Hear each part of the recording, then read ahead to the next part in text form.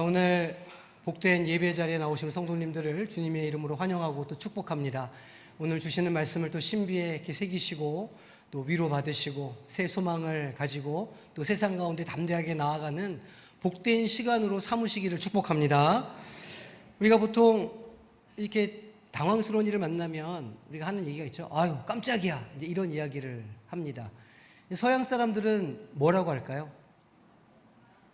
다 살다가 오신 그런 느낌이네요. 오 마이 갓 이렇게 보통 표현합니다.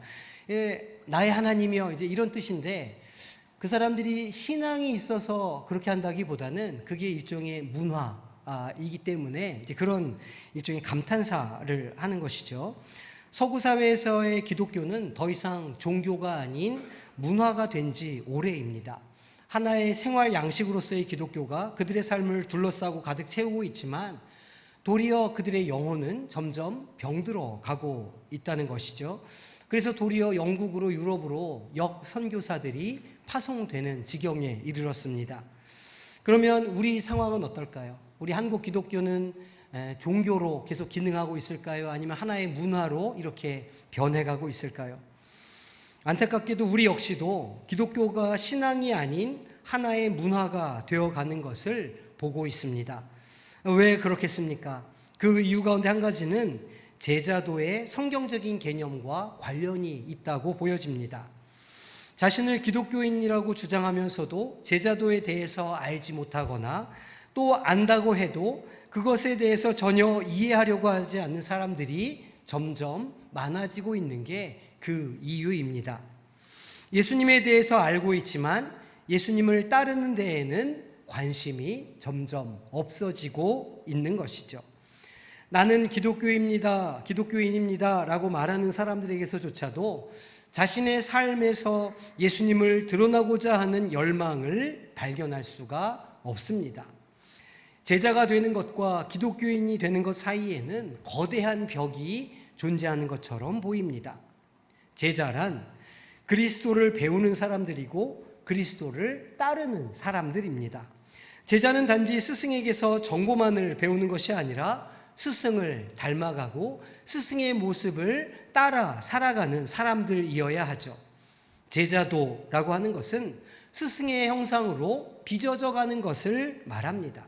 그의 길을 따르고 가능한 한 그의 삶을 닮아가려고 하는 것이죠. 그러니 참된 그리스도인들은 자신의 삶이 예수님을 드러내길 원할 것입니다. 그런데 제자로 살아가기를 원하는 그리스도인들이 점점 줄어가고 있으니 기독교의 모습이 종교가 아니라 하나의 문화로 전락해 가는 것은 어쩌면 당연한 것이라 말할 수도 있을 것입니다.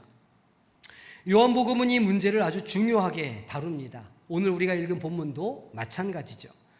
많은 이들로 구성된 좀 넓은 의미의 제자들이 오늘 등장합니다. 이 넓은 의미의 제자들에 속하는 사람들이 몇 명이었는가 알 수는 없지만 이들은 분명히 예수님이 여기저기를 다닐 때에 따라다녔던 사람들입니다. 반면에 좀 다른 구성원도 볼 수 있는데 바로 12명의 제자들로 구성된 핵심 제자 그룹입니다. 이들 대부분은 이제 사도가 될 사람들이죠.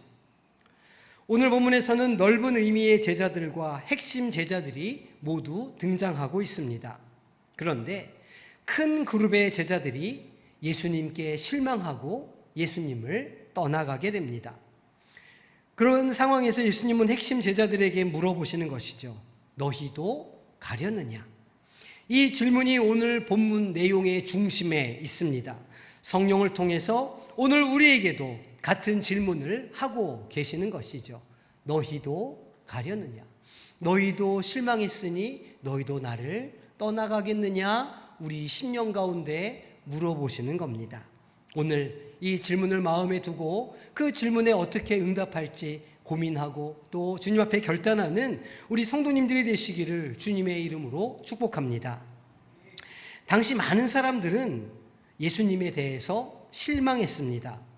만약 우리도 그 자리에 있었다면 별반 다르지 않았을 것입니다.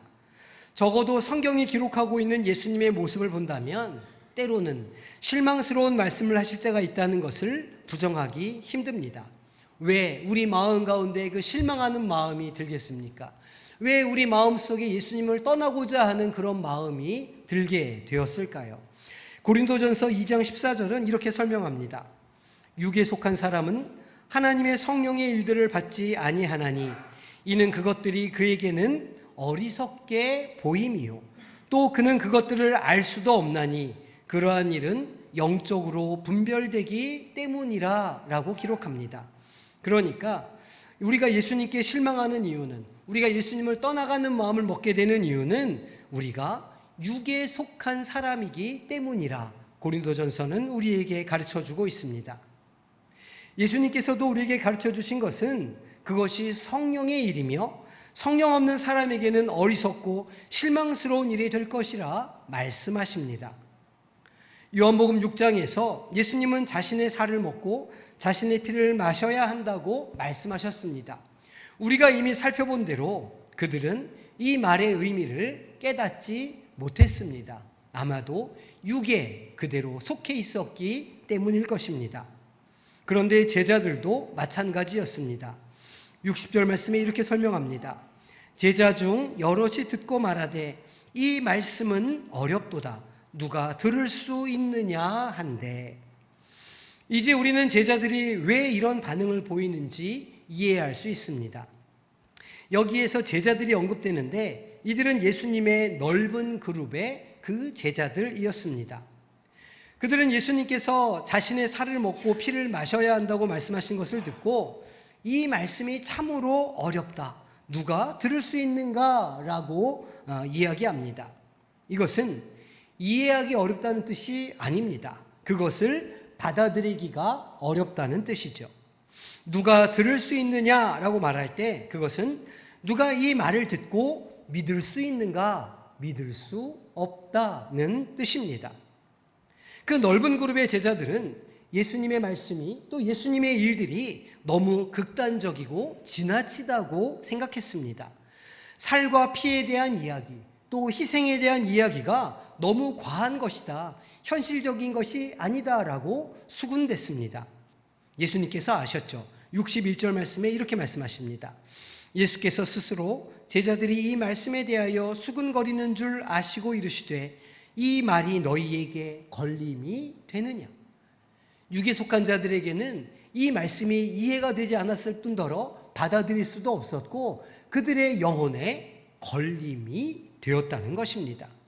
하지만 예수님은 그들을 향해 다시 한번 더 도전하십니다. 양보하지 않으시고 타협하지 않으십니다. 62절 말씀에 이렇게 말씀하십니다. 그러면 너희는 인자가 이전에 있던 곳으로 올라가는 것을 본다면 어떻게 하겠느냐. 주님의 살을 먹고 피를 마시는 것을 넘어서서 내가 다시 하늘에 있던 곳으로 돌아간다면 어떻게 하겠느냐, 이렇게 말씀하시는 것이죠. 예수님은 자신이 인자가 되신 하나님이시라는 사실을 다시 한번 말씀해 주십니다. 이전에 있었던 곳이라고 말씀하시는데 이것은 예수님은 보통 사람이 아님을 말씀하시는 것이죠. 주님의 존재는 잉태 이전부터 있었습니다. 인간이 되시기 전에 이미 존재하셨고 하나님의 아들로서 하늘에서 하나님과 함께 하시는 분이셨습니다. 그리고 이어서 승천에 대해서 말씀하시죠. 십자가에서 죽고 다시 살아나실 것입니다. 그리고 주님은 하늘로 승천하셔서 이전에 있던 곳으로 돌아가실 것입니다. 만약 제자들이 주님의 살과 떡에 대한 말씀에 대해 실망한다면 주님이 하나님과 같은 분이시며 다시 하나님께로 돌아가신다는 이 말씀에 대해서는 과연 그들은 받아들일 수 있었겠습니까?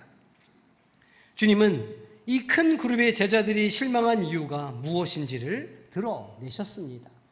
그들은 주님이 하나님의 아들이라는 사실을 받아들이지 못했고 주님을 자신의 구주로 영접하지 못했던 것입니다. 누군가에게 영적인 생명을 이해하고 그것을 소유한다는 것은 만약 그가 그것을 인정했다면, 영접했다면 그것은 성령께서 주시는 것입니다. 성령이 내주하는 사람은 예수님의 말씀에 실망하지 않고 그것을 다 받아들이고 영접하게 됩니다. 하지만 육은 어떻습니까? 육은 아무 소용이 없습니다. 세상에 있는 그 많은 것들이 우리의 생명을 살리는 데에는 아무 소용이 없다는 것입니다. 성령이 없는 사람들은 말합니다. 성령이 없으면 예수님이 하시는 말씀이 어리석고 실망스럽게 여겨질 뿐일 것입니다. 이것이 바로 많은 제자들이 실망하고 예수님을 떠나간 이유입니다. 그들은 예수님을 떡의 공급자로 좋아했습니다. 또는 좋은 도덕 선생님으로 좋아했습니다. 하지만 그들은 예수님을 영혼의 구원자로 영접하지는 않았습니다. 불행하게도 12명의 제자들 가운데에도 주님을 영접하지 않는 제자가 있었습니다. 핵심 그룹 안에도 그런 자가 있었다는 것이죠. 예수님은 처음부터 누가 믿고 누가 믿지 않을지를 아셨습니다. 어쩌면 오늘 우리 가운데에도 주님을 그렇게 믿지 않고 영접하지 않는 사람이 있을지도 모르겠습니다. 왜냐하면 예수님을 믿는다는 것은 보편적인 것이 아니기 때문입니다. 예수님을 영접하고 예수님을 따라 산다는 것은 상식적이지 않으며 세상의 지혜로, 세상의 상식으로 이해할 수 없는 일이기 때문입니다. 믿음은 하나님의 은혜로운 선물이요 성령의 역사로 말미암는 것이기 때문입니다. 주님께서는 65절에 말씀하십니다. 또 이르시되 그러므로 전에 너희에게 말하기를 내 아버지께서 오게 하여 주지 아니하시면 누구든지 내게 올 수 없다 하였노라 하시니라.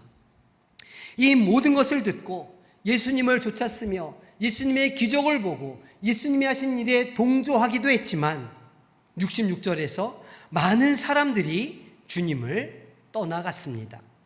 주님은 더 이상 그들의 주님이 아니었고 떠난 이들은 더 이상 주님의 제자가 아니었습니다. 그들은 하나님께서 제공하신 만나에 만족하지 않았던 광야의 이스라엘 백성들, 그의 조상들과도 같았죠. 불평하고 불만을 제기합니다. 그들은 또한 이사야 시대의 이스라엘 백성들과도 같았습니다. 이사야 40장을 보니까 그 백성들은 여호와의 교훈을 듣기 싫어하는 자녀들로 묘사됩니다. 그들은 선지자들에게 우리에게 옳은 것을 예언하지 말고 부드러운 것을 말하고 환상을 예언해 달라 요구합니다. 하지만 예수님은 부드러운 것을 말씀하시지 않으십니다.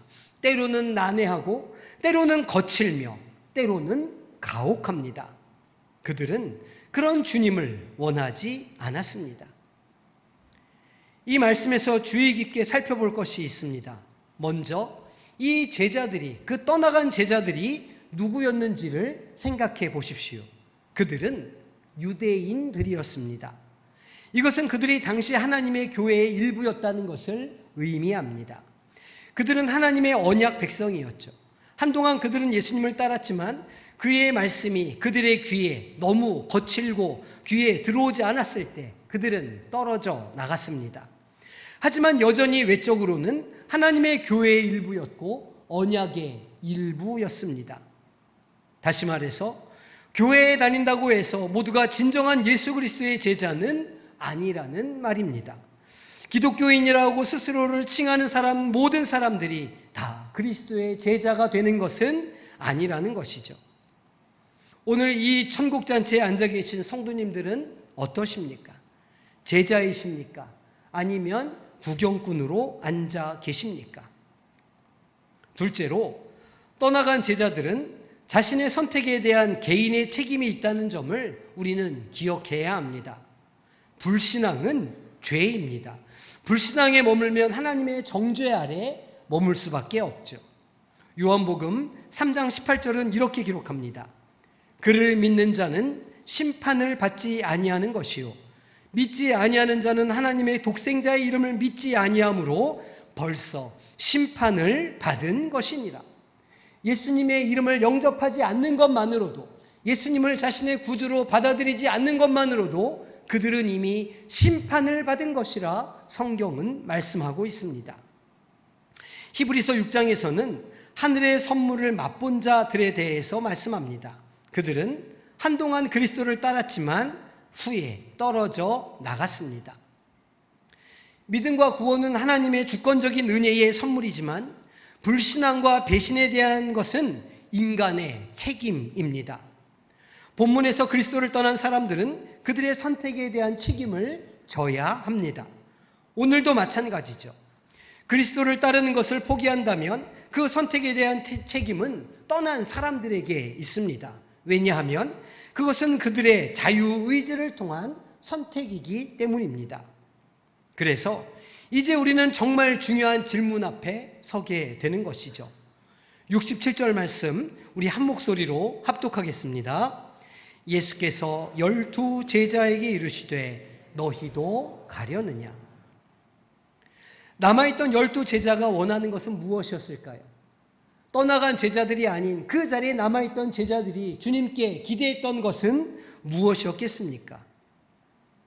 그들도 부드러운 것을 예언하는 예언자를 원했던 것일까요? 아니면 예수님께서 어려운 말씀을 하실 때에도, 따를 수 없는 말씀을 하실 때에도 그를 계속 따르기로 결단하고자 했던 것일까요? 그들 앞에는 두 갈래의 길이 있습니다. 영생으로 인도하는 좁은 길과 멸망으로 인도하는 넓고 편한 길입니다. 많은 제자들이 이미 넓은 길을 선택하고 그 넓은 길을 찾아 떠나갔죠. 세상의 즐거움, 세상의 기쁨, 세상이 주는 안락함과 세상이 주는 달콤함을 따라서 그 넓은 길을 따라갔습니다. 하지만 이제 아주 적은 사람들만이 그 좁은 길을, 좁고 협착한 길, 어쩌면 고난이 있을 수도 있고 상식적으로 이해가 되지 않는, 어쩌면 우리에게 헌신과 눈물을 요구하는 그 길을 선택하는 일이 남아 있습니다. 자신만의 오솔길을 내는 길이죠. 12 제자는 어떤 길을 택했겠습니까? 그리고 오늘 성도님들은 어떤 길을 택하시겠습니까? 다행히 여기에 베드로가 그의 오솔길을 냈습니다. 베드로는 예수님을 주여라고 부릅니다. 큐리오스이죠. 모든 믿는 이들은 그렇게 주님을 자기 인생의, 자기 삶의 주인으로 고백해야 할 것입니다. 예수가 인생의 주관자요, 나의 삶의 주인 되시며 내 삶의 최고 통치자라는 것을 의미합니다.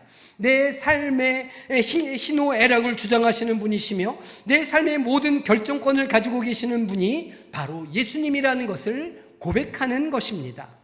모든 참된 제자들, 모든 참된 그리스도인들은 예수님을 주님이시라 고백해야 합니다.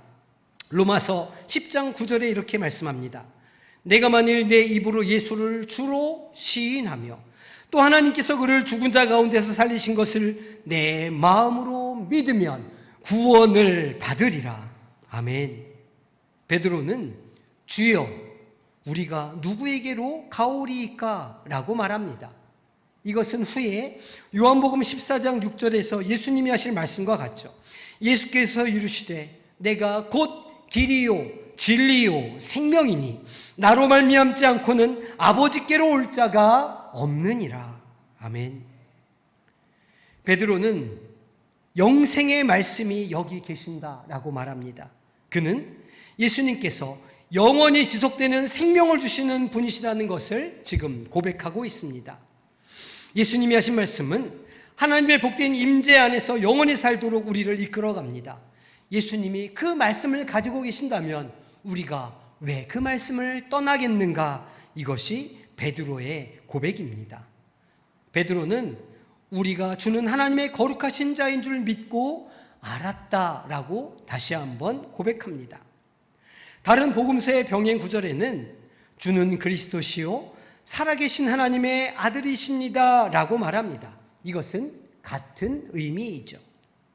예수님이 하나님의 거룩하신 자라고 고백하는 것은 주님이 그리스도라는 것을 고백하는 것입니다. 주님은 구약에서 약속된 메시아이시죠. 메시아는 하나님의 기름 부음 받은 자를 의미합니다. 기름 부음 받은 사람은 하나님에 의해 구별된 사람이요 하나님의 거룩한 자이기 때문입니다. 그런데 어떻게 베드로는 이렇게 훌륭한 고백을 할 수 있었을까요? 고린도전서 2장 12절은 이렇게 설명합니다. 우리가 세상의 영을 받지 아니하고 오직 하나님으로부터 온 영을 받았으니 이는 우리로 하여금 하나님께서 우리에게 은혜로 주신 것들을 알게 하려 하심이라. 아멘. 성령은 모든 참된 제자들에게 믿음과 진실한 고백을 일으키시는 분이십니다.